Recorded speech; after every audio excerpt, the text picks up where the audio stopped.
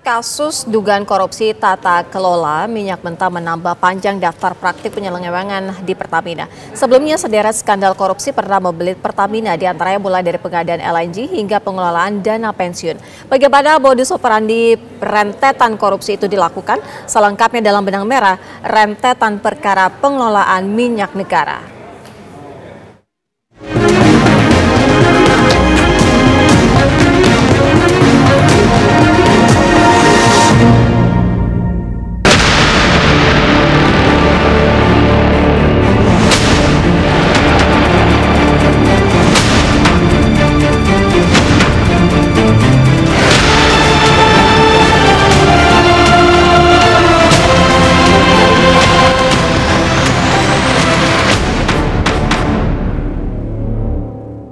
Lagi diurus semua. Oke. Kita bersihkan, kita tegakkan, kita akan pokoknya membela kepentingan rakyat. Presiden Prabowo Subianto menaruh perhatian besar terhadap pemberantasan korupsi demi kepentingan rakyat. Presiden mafhum di setiap institusi selalu ada pihak yang baik dan tidak baik, tanpa terkecuali Pertamina. Diakui pesona perusahaan minyak plat merah itu bagaikan gula bagi semut-semut koruptor. Ditambah tercecer celah bagi sejumlah oknum culas. Mencuatnya kasus dugaan korupsi tata kelola minyak mentah dan produk kilang di Pertamina Subholding dan kontraktor-kontrak kerjasama yang membuat negara boncos lebih dari 193 triliun rupiah tak pelak mengagetkan khalayak. Bahkan kerugian itu disebut-sebut hanya sepanjang 2023 saja. Sedangkan praktik lancung itu sudah berlangsung dari 2018 silam. Jika pendekatan itu yang dipakai sepanjang periode 2018 hingga 2023 itu diperkirakan negara tekor hingga 1 kuadriliun rupiah. Akibat perbuatan tersangka MK dan tersangka EJ bersama-sama dengan tersangka RS, tersangka SDS, tersangka YF, tersangka AP, tersangka MKAR, tersangka Dewi, tersangka GRJ mengakibatkan kerugian keuangan negara sebesar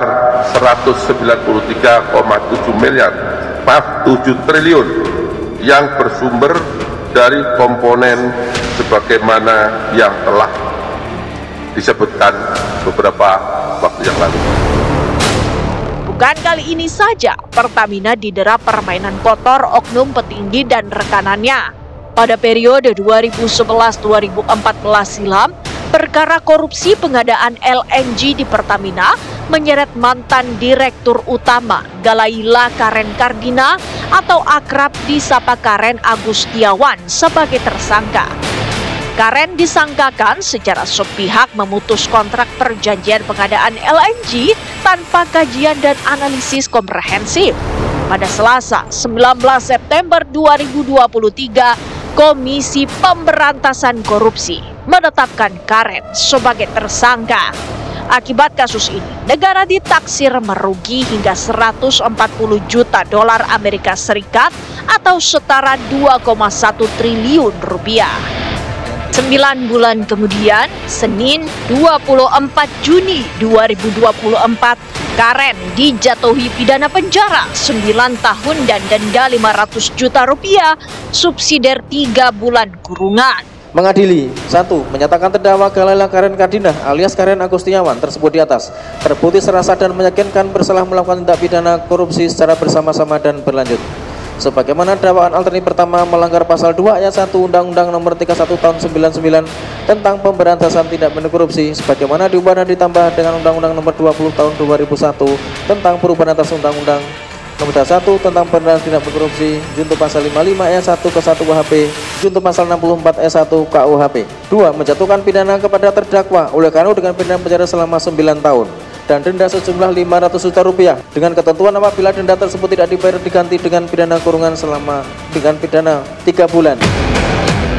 Pihak Karen Agustiawan yang kemudian mengajukan kasasi, putusan Mahkamah Agung kemudian memperberat hukuman dari 9 tahun menjadi 13 tahun. Sementara pada 2019 lampau, KPK mengungkap kasus suap perdagangan minyak mentah dan produk kilang di Pertamina Energy Services. KPK kemudian membidik Managing Director PES periode 2009-2013 Bambang Irianto sebagai tersangka. Bambang disebut telah menerima fulus pelicin tidak kurang dari 2,9 juta dolar Amerika Serikat melalui rekening perusahaan Siam Group Holding yang berkedudukan hukum di British Virgin Island. Suap digelontorkan lantaran Bambang dipandang telah membantu pihak Kernel Oil perihal kegiatan perdagangan minyak mentah dan produk kilang kepada PES di Singapura dan pengiriman kargo.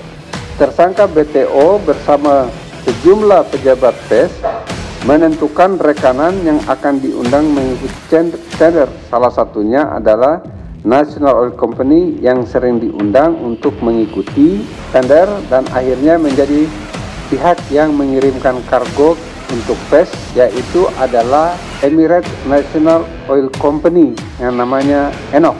Diduga ENOC merupakan perusahaan bendera yang digunakan pihak perwakilan Kernel Oil. Sementara pada 2017 lampau, Presiden Direktur Dana Pensiun Pertamina periode 2013-2015 Muhammad Helmi Kamal Lubis ditetapkan sebagai tersangka kasus dugaan korupsi pengelolaan dana pensiun Pertamina. Dana pensiun Pertamina disangkakan telah melakukan penempatan investasi dalam bentuk saham dengan nilai mencapai 1,35 triliun rupiah tanpa melalui prosedur yang berlaku. Perusahaan itu kan Sugi kan dia punya, ya kan? Ya tentu di situ ada kaitan hubungan yang sangat jelas antara invest oleh Daspen Pertamina itu, Dapen ya Pertamina, oleh Lubis itu ke perusahaannya si PT Sugi. Dan itu ada prosesnya nggak benar, sudah ketahuan itu bukti-bukti. Secara prosedur itu memang boleh dia Pak, maksudnya invest ke sana? Ya kalau dilakukan dengan niat yang baik ya boleh saja, tapi ini kan prosedurnya nggak benar. Ya. Berkaca dari rentetan kasus besar yang pernah mendera Pertamina, seakan mengisyaratkan lemahnya tata kelola keuangan di perusahaan minyak negara itu pun dengan pengawasannya. Praktik nakal yang mendera BUMN hingga merugikan negara tidak hanya membelit Pertamina maupun subholdingnya, namun juga entitas lain. Barisan penegak hukum juga pasang mata, membidik dan menjerat para pelaku untuk kemudian dilakukan penyelamatan uang negara demi kepentingan rakyat.